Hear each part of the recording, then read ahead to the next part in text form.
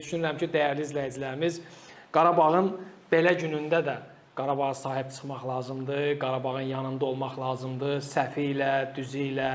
Təbii ki, qələbələr varsa, nə zamansa məğlubiyyətlər də olacaq. Qarabağı da haradasa anlayışla qarşılamalıyıq ki, qarşısında dünya nəhəngləri var, sıradan komandalar deyil.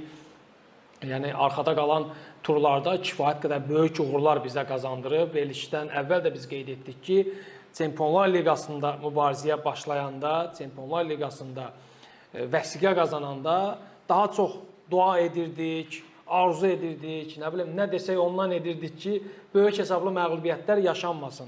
Qarabağa arxada qalan artıq turda kifayət qədər yaxşı təsir bağışladı, yaxşı mübarizə apardı. Evdə ilk məğlubiyyətimizi aldıq.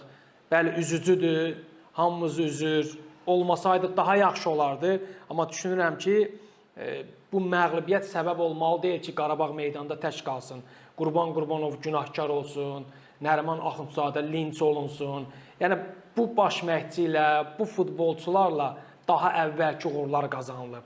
O, Tofiq Bəhramov da dünya nəhəngi Chelsea, belə deyərdim, baş aşağı yola salınıb. Məhz bu baş məşqçi ilə, bu futbolçularla düşünürəm ki, bir qədər də reallığa söykənib fikirlərimizi səsləndirək, bir qədər də reallıq hisslərimizi itirmədən yanaşaq bu məğlubiyyətlərə.